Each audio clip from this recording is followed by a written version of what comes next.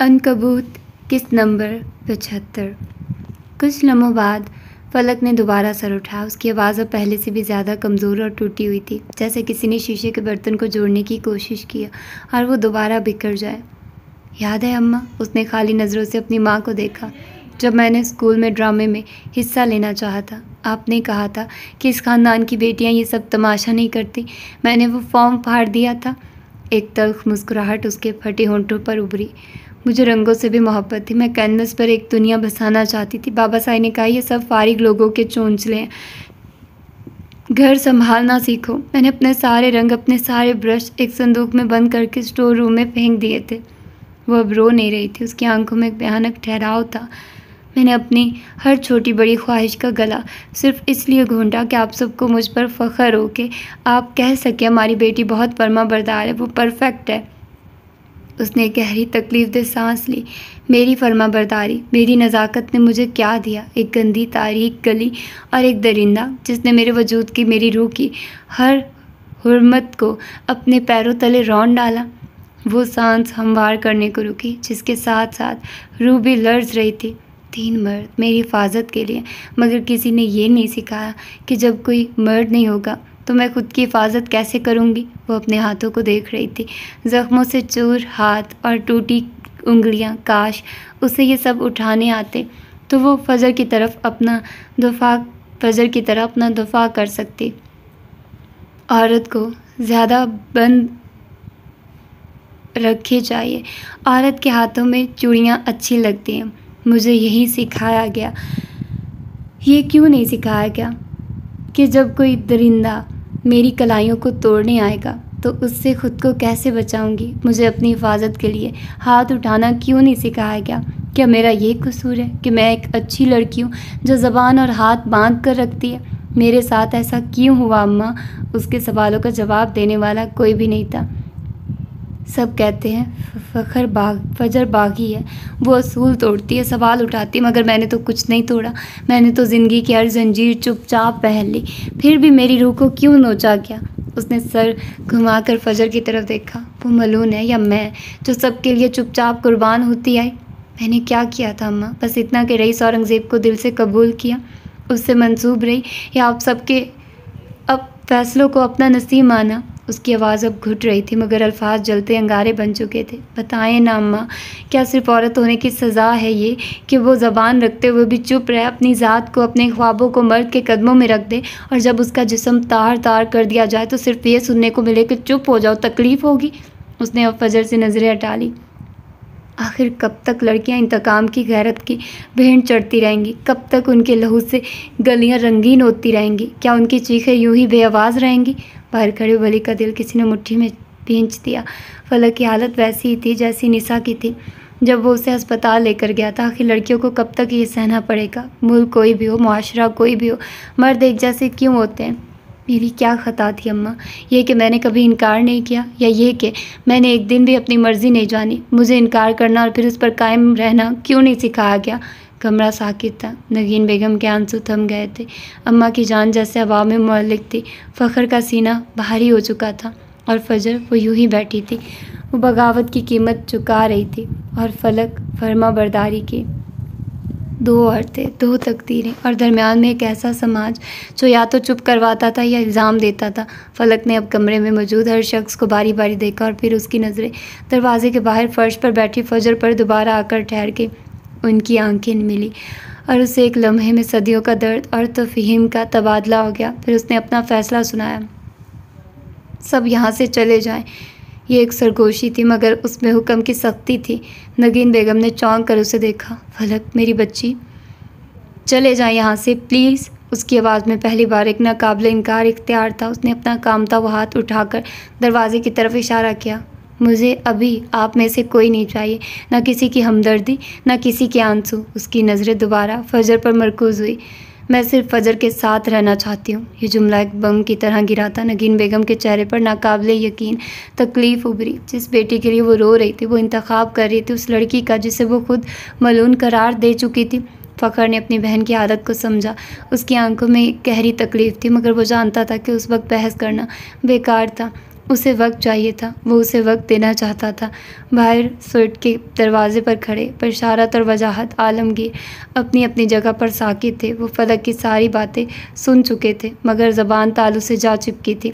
फ़खर ने आगे बढ़कर अपनी माँ के छाने पर हाथ रखा। अम्मा चली, उसे अभी आराम की ज़रूरत है, पर ये इस लड़की के साथ अम्मा चले, इसे अभी आराम की ज़रूरत है, पर ये इस लड़की के साथ। अम्मा खुदा का वास्ता अब तो ज़िद छोड़ दें।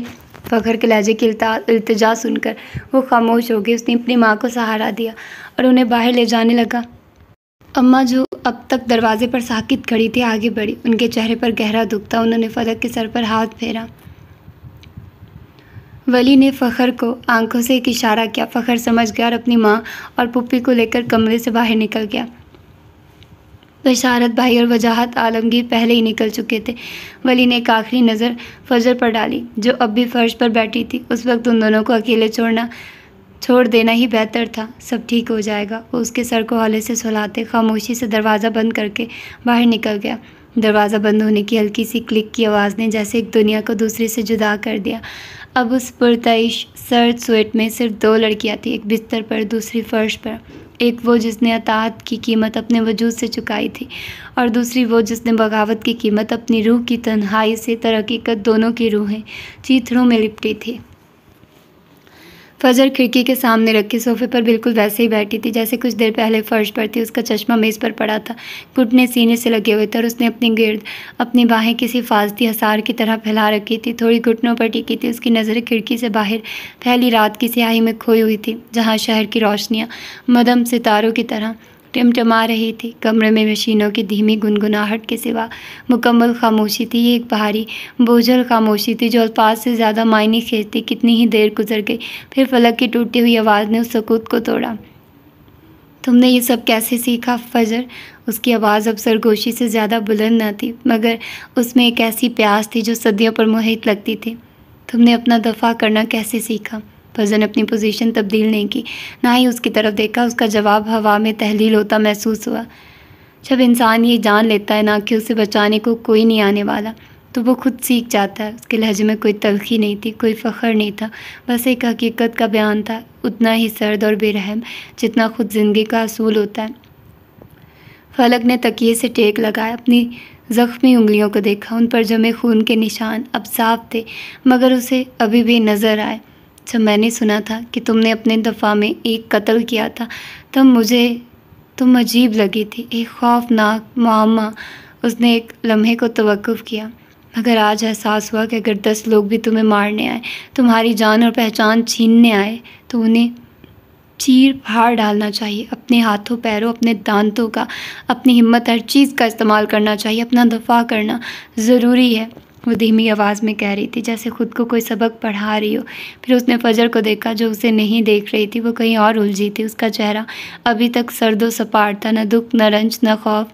लेकिन मैं अपने हाथों का इस्तेमाल नहीं कर सकी। उसकी आवाज़ में एक भयानक बेबसी थी। मुझे किसी ने सिखाया ही नहीं था। ये जुमला एक चाबी की तरह था जिसने फजर के जहन में कैद माजी के दरवाजे पर दस्तक दी। वो वहीं बैठी रही, मगर उसका वजूद हाल में नहीं था। वो माजी के एक तारीक तंग गलियारे में जा पहुंची थी। 16 साल की थी वो जब उसके माँ बाप ने उसे पहली बार मारने की कोशिश की थी। उसे थोड़ा थोड़ा जहर दिया जाता था, उसे बीमार रखा गया ताकि वो आहिस्ता आहिस्ता मर जाए, मगर वो बच गई। उनके दिल नरम पड़ गए थे, या उसकी ज़िंदगी अभी बाकी थी। तुम इतनी मजबूत कैसे बनी फजर? वो वाकई जानना चाहती थी। वो उसकी अजियतों की गहराई से वाकिफ़ नहीं थी। वो सिर्फ सतह पर नज़र आने वाली बर्फ़ की चट्टान देख रही थी। उसके नीचे छुपे आतिश फिशा से बेखबर थी। उसने कभी अपनी ज़ाती ज़िंदगी डिस्कस नहीं की थी। फजर की आंखों के सामने एक और मंजर उभरा। वो 17 साल की थी। सर्दियों की एक लंबी रात, गहरी नींद में थी जब उसे अपने चेहरे पर एक शदीद दबाव महसूस हुआ। उसकी सांस रुक रही थी, आंखें खुल रही थी। उसके मुंह पर एक भारी तकिया था। वहशत से उसका पूरा वजूद कांप रहा था।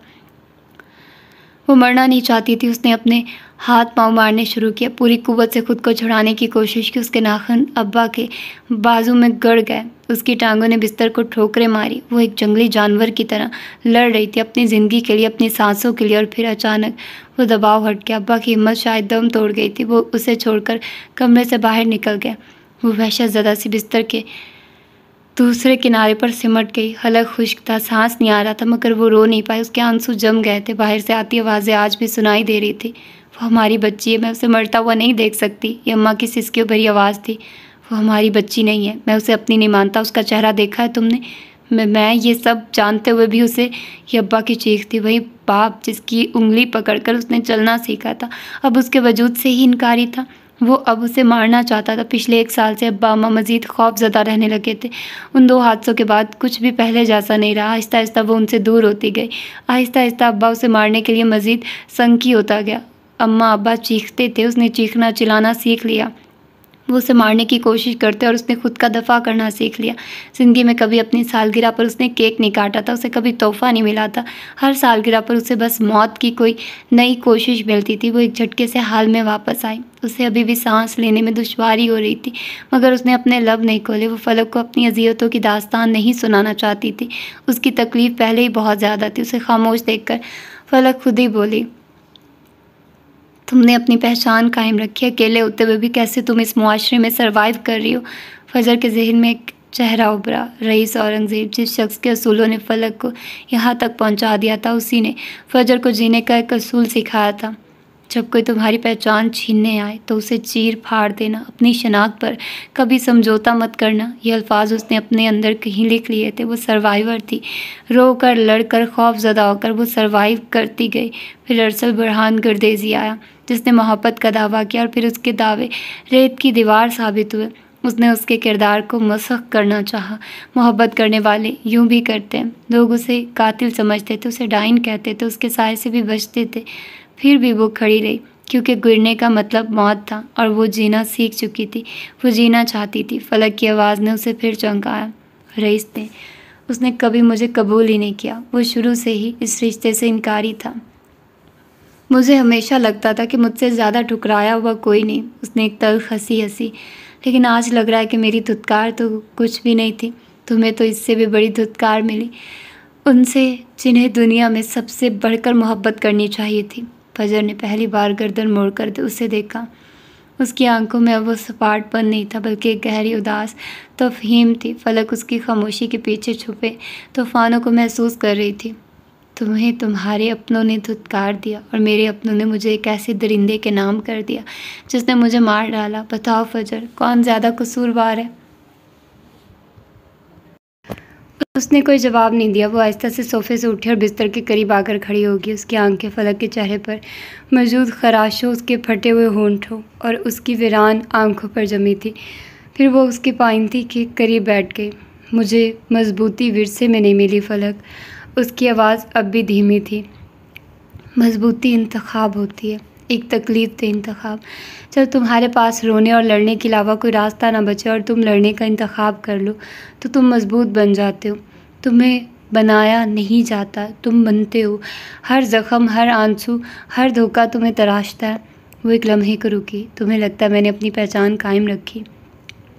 सच ये है कि मेरी कोई पहचान थी ही नहीं जिसे मैं कायम रखती। मुझे तो हर रोज़ अपनी एक नई पहचान बनानी पड़ती है, सिर्फ ज़िंदा रहने के लिए। कभी बागी, कभी कातिल, कभी मलून। मेरा तो चेहरा भी मेरा नहीं है। इससे बड़ी अजियत क्या होगी? और मैं तो सिर्फ एक मिसाली बेटी बनना चाहती थी, एक फर्माबरदार बीवी, एक अच्छी बहन। मैंने अपनी सारी ज़िंदगी दूसरों के बनाए हुए सांचों में ढलने में गुजार दी।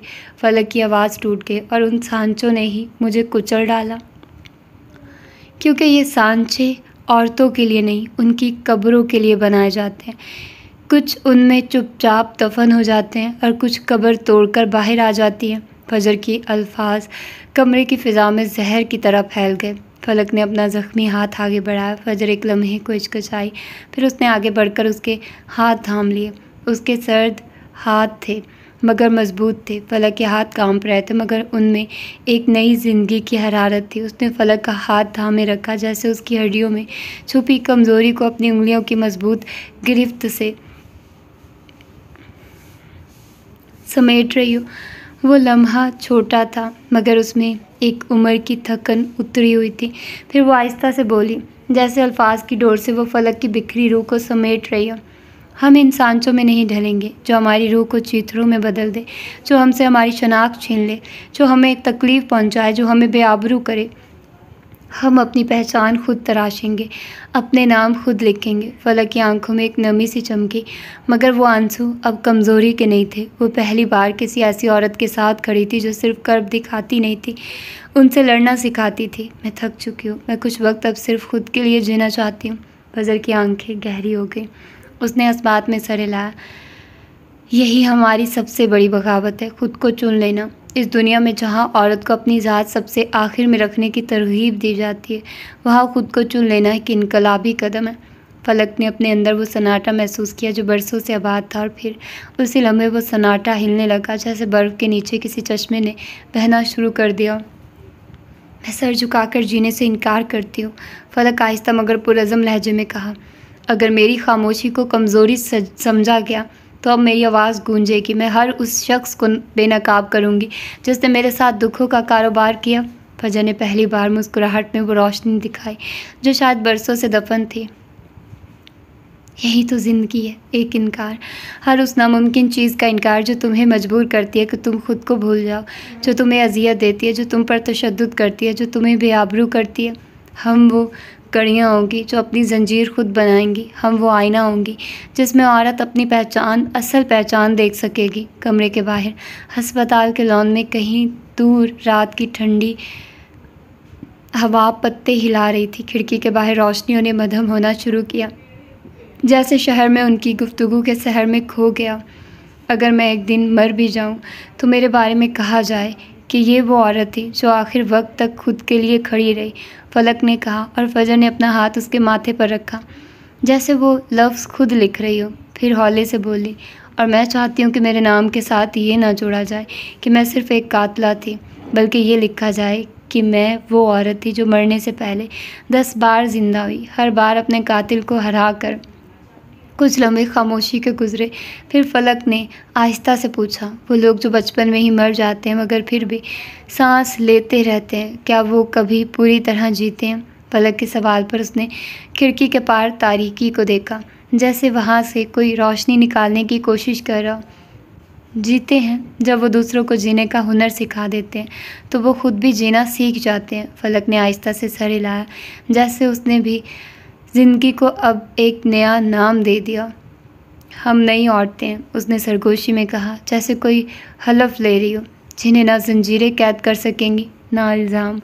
हम अपनी ज़िंदगी में तूफ़ान पालेंगी और अपनी हड्डियों में चिराग रखेंगी। हम वो होंगी जिन्हें कोई डरा नहीं सकेगा, कोई बेआबरू नहीं करेगा, क्योंकि हम डरना छोड़ चुकी हैं। फजर ने धीरे से सर झुका दिया, जैसे वो इस हलफ पर मुहर सख्त कर रही हो। उसका चेहरा अब भी सपाट था, मगर उसकी आंखों में एक तूफ़ान थमकर एक नई जंग की तैयारी कर रहा था। कब्रें तोड़कर बाहर आने वाली औरतें घायल ज़रूर होती हैं, मगर वो ज़िंदा होती हैं, और एक ज़िंदा औरत से ज़्यादा ख़तरनाक कुछ भी नहीं। रात की स्याही शहर पर एक गहरी चादर की तरह तन चुकी थी, मगर उस फलक बोस इमारत की सबसे ऊंची मंजिल पर वाक़े दफ्तर में रोशनी और साए का एक मोहलक खेल जारी था। रईस अपने वसी और अरीज़ दफ्तर में, जो उसकी सल्तनत का मरकज़ था, तन्हा था। कमरे में खामोशी का राज था, जिसे सिर्फ एयर कंडीशनर की धीमी गूंज और सामने दीवार जितनी बड़ी स्क्रीन से आती आवाज़ें तोड़ रही थी। वो स्याह चमड़े की कुर्सी पर बराजमान एक बेरहम बादशाह की तरह ये मंजर देख रहा था। स्क्रीन पर उभरता वजूद किसी शिकारी परिंदे की तरह मोलक और हसीन था। तारकुल की तरह स्याह बिजनेस सूट में मलबूस अरूजा जमाल, जिसके बाल एक सख्त जोड़े में कैद थे और भूरी रंगत पर संजीदगी पत्थर की तरह जमी थी। कोट शूज़ ने उसके कद को मज़ीद हैबतनाक बना दिया था। वो जाज़िब लगारी के घर में थी, उसी घर में जहाँ कभी मातम बिछा था और आज एक नया तूफ़ान दस्तक दे रहा था। जाज़िब की बेवा बिखरे हुए हुलिये में अपने 2 सहमे हुए बच्चों को सीने से भींचे बैठी थी। उसकी आंखों में आंसुओं से ज़्यादा खौफ था। आखिर क्या चाहते हो तुम लोग? खुदा के लिए हमारा पीछा छोड़ दो। उसकी आवाज़ में इल्तिजा और बेबसी थी। अरूजा ने अपने दोनों हाथ पुश्त पर बांध रखे थे। उसका चेहरा सपाट था, जैसे किसी संग तराश ने जज्बात का एक निशान छील दिया हो। ज़्यादा कुछ नहीं। उसकी आवाज़ उतनी ही सर्द थी जितना उसका चेहरा। बस अपने भाई से कहो कि अपनी कब्र से बाहर निकल आए। मैं नहीं जानती वो कहाँ है। वो फट पड़ी। मैंने उसे रोका था, खुदा गवाह है, मैंने उसे इस इंतकाम से मना किया था। रजब ने उसकी एक न सुनी थी और आज उसकी हमाकत का खमियाजा ये पूरा ख़ानदान भुगत रहा था। इससे कोई फ़र्क नहीं पड़ता कि तुमने क्या कहा था। अरूज़ा एक कदम आगे बढ़ी। उसने अपनी टांग उठाकर सामने पड़ी, शीशे की मेज़ पर रखी। उसका अंदाज़ हाकुमाना था। वो मिसेस जाजिब की तरफ झुकी। अगर वो बाहर ना आया तो मैं तुम्हारे इन बच्चों और तुम्हारे ख़ानदान के साथ वो करूँगी जिसका तसव्वुर भी तुम्हारे वहमो गुमान में नहीं होगा। उसके लहजे की बर्फ़ जैसी ठंडक मिसेस जाजिब की रीढ़ की हड्डी में सनसनी बनकर दौड़ गई। उसने एक जानिब खड़े अपने गार्ड की तरफ हाथ बढ़ाया, जिसने फ़ौरन एक टैबलेट उसके हाथ में थमा दिया। उसने स्क्रीन ऑन करके मिसेस जाजिब के चेहरे के सामने कर दी। उस पर एक वीडियो चल रही थी। जाम शोरों में वाक़ उनके आबाई घर का मंजर था, जहाँ उसके बूढ़े माँ बाप और बहनों को कुछ मसल्ह अफराद ने घेर रखा था। उसके बाप के चेहरे पर तशद्दुद के निशानात वाज़ेह थे और सबके चेहरों पर मौत का खौफ रक्स कर रहा था। ये मंजर एक बिजली बनकर गिरा। मिसेस जाजिब की आंखें दहशत से फैल गई। नहीं नहीं, प्लीज़।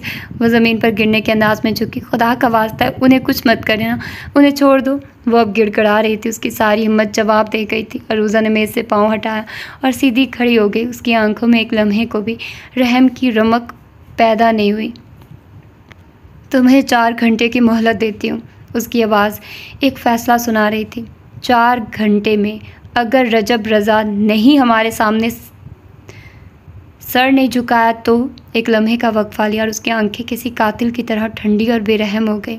मेरे बॉस अपनी जंग के असूल रखते हैं, वो औरतों को इस्तेमाल नहीं करते। उसने अपनी शहादत की उंगली से अपने सीने पर दस्तक दी। मगर मेरे कोई असूल नहीं है, मैं किसी को नहीं बख्शती। ये कहते ही उसने मेज़ पर एक ज़ोरदार ठोकर मारी। शीशे की सतह पर दरारें पड़ गई। बच्चे बिलक कर चीख कर मिसेस जाजिब ने उन्हें अपनी बाहों के टूटे हुए हसार में मज़ीद भींच लिया। वो जिस शहाना और शफाक अंदाज में आई थी, उसी अंदाज में वापस पलट गई। उसके जाने के बाद भी उसके कदमों की आहट और उसकी धमकी की गूंज उस घर की दीवारों में कैद होकर रह गई। दफ्तर में बैठे रईस के लबों पर एक पुरसुकून तकरीबन गैर महसूस मुस्कुराहट उभरी और गायब हो गई। जब तक अरूज़ा उसके साथ थी, उसे किसी बात की फ़िक्र नहीं थी। वो तूफ़ानों का रुख मोड़ना जानती थी। उसने रिमोट से स्क्रीन बंद कर दी, जिससे कमरा एक बार फिर नीम तारीकी में डूब गया। उसने मेज़ का निचला दराज खोला और एक फ़ाइल निकाली। प्रोजेक्ट रानिया, ये उसके और फजर के दरमियान तय पाने वाला मुआहिदा था। वो उसके औराक पलट रहा था। उसकी उंगलियां कागज़ को महसूस कर रही थी, मगर उसकी सोचें कहीं और थी। काफ़ी देर की गहरी सोचो बचार के बाद उसके चेहरे पर एक अज़म उभरा, जैसे वो शतरंज की बसात पर अपनी अगली फैसला कुन चाल का इंतखाब कर चुका। एन उसी लम्हे लिफ्ट के आने की मखसूस घंटी बजी और दरवाज़ा खुला। मुराद अंदर दाखिल हुआ। उसके कदम मजबूत थे, मगर चेहरे पर दिन भर की थकन और एक नई परेशानी आया थी। वो अहमद औरंगज़ेब और ज़रताश को फलक से मिलवाने के बाद उन्हें रईस मैंशन छोड़कर सीधा यहीं आया था। वो खामोशी से रईस के सामने वाली कुर्सी पर बैठ गया। रईस ने फ़ाइल बंद करके एक तरफ रखी और नज़रें उठाकर उसे देखा। वो दोनों आदमी मारे गए। मुराद की आवाज़ में शिकस्त की तलखी थी। ये वही 2 मुखबर थे जिन्होंने यहाँ घुसने की कोशिश की थी और किसी मूसा के आने का पैगाम दिया था। रईस के हुक्म पर उन्हें छोड़ दिया गया था ताकि उनकी रस्सी पकड़कर असल शाम तक पहुँचा जा सके, मगर रस्सी काट दी गई थी। वो अपने मालिक तक पहुँचाने से पहले ही हमेशा के लिए खामोश कर दिए गए थे। उसने एक गहरा सांस लिया। वो अपनी कुर्सी से उठा और आहिस्ता आहिस्ता चलता हुआ शीशे की उस दीवार के सामने जा खड़ा हुआ जहाँ से पूरा शहर उसके कदमों में बिखरा नज़र आता था। उसने पैंट की जेबों में हाथ डाल लिया। उसका अक्स शीशे पर एक ताकतवर साए की तरह उभर रहा था। आखिर ये है कौन? उसकी आवाज़ में गुस्से से ज़्यादा हैरत थी, एक ऐसी नाकाबिले बर्दाश्त हैरत जो उसके जैसी हर शय पर कादिर शख्सियत के लिए सबसे बड़ी तौहीन थी। ये कौन है जो बार बार रईस औरंगज़ेब की सल्तनत के दीवारों में नकब लगाने की जुर्रत कर रहा है? वो अपने उस अनदेखे दुश्मन से मुखातिब था जो साए में रहकर वार कर रहा था और अब तक उसकी गिरफ्त से बाहर था। शहर की रोशनियाँ उसकी आंखों में जल बुझ रही थी, मगर उसके जहन में एक नए, ज़्यादा ख़तरनाक और पोशीदा दुश्मन का अंधेरा गहरा हो रहा था।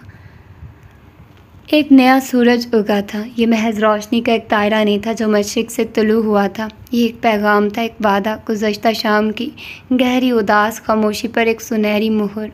हस्पताल के पुरतइश स्वीट की खिड़की से छन कर आती हुई किरणों ने कमरे की मसनूई ठंडक में ज़िंदगी की हरारत घोल दी थी। पॉलिश शुदा फर्श पर तैरते अक्स अब बेजान नहीं लग रहे थे। उनमें एक उम्मीद की चमक थी। कल तक जो कमरा एक मकबरे की तरह सर्द और बेरंग था, आज रंगों के एक सैलाब में डूबा हुआ था। ये मनार के मुलाजमीन थे, वो लोग जिन्हें फलक नाम से भी नहीं जानती थी। वो अकीदत और मोहब्बत के ढेरों गुलदस्ते लेकर आए थे। कमरा गुलाब, चमेली और मोतिये की मिली जुली खुशबू की एक फ़ौज के हसार में था, जो फ़िज़ा में फैली मायूसी को शिकस्त दे रही थी।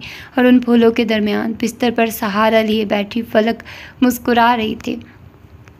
यह किसी कैमरे के लिए या किसी को दिखाने के लिए खींची गई मुस्कुराहट नहीं थी। इसमें कोई नकलीपन, कोई बनावट नहीं थी। ये एक हल्की सी ठहरी हुई मुस्कुराहट थी, जो रूखे चीथड़ों पर उगने वाले पहले फूल की तरह थी। उसकी आंखों में अब भी दर्द की परछाइयाँ थीं, मगर उन पर एक नई सुबह का नूर गालिब आ चुका था। दोपहर के वक्त जब ज़्यादातर लोग जा चुके थे, तब रूही सफदर के साथ अंदर दाखिल हुई। उसके सर के काफ़ी बाल उतर चुके थे और चेहरे पर बीमारी की जर्दी थी,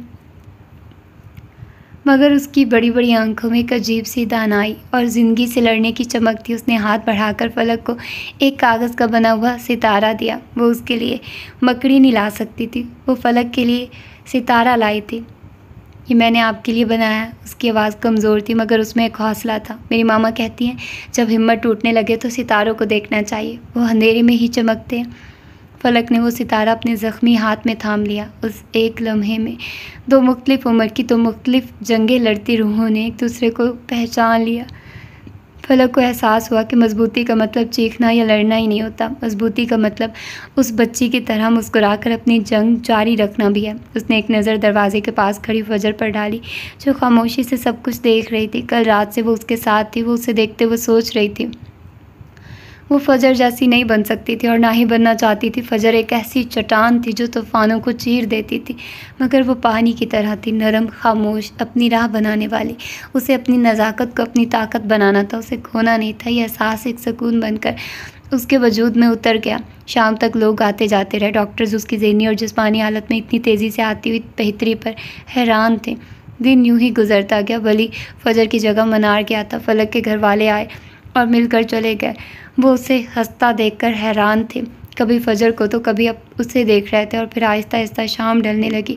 फजर उसे व्हील चेयर पर बिठाकर खिड़की के पास ले आई ताकि वो बाहर का नज़ारा कर सके। तब स्वीट का दरवाज़ा खुला। रईस अंदर दाखिल हुआ। उसके चेहरे पर सख्ती नहीं थी, बल्कि एक गहरी संजीदगी थी। आंखें स्याह चश्मे के पीछे छुपी थी। उसके पीछे वली और उनके पीछे अरूज़ा और मुराद भी थे।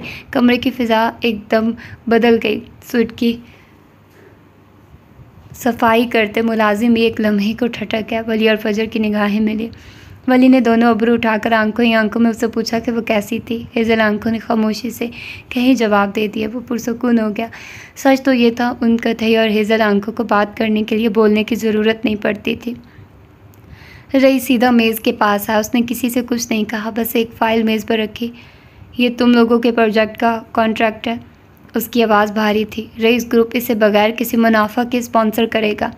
कमरे में एयर कंडीशन के धीमे गुनगुनाहट के सिवा मुकम्मल सकूत तारी हो गया। ये अल्फाज नहीं थे, एक टूटे हुए रिश्ते पर रखा गया मरहम था। ये एक घर की बुनियाद का दूसरा पत्थर था।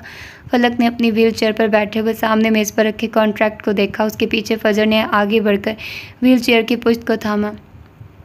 रईस की नज़रें उठी। वो बालों को एक जानिब गिराए, दुपट्टा शानों पर फैलाए खड़ी थी।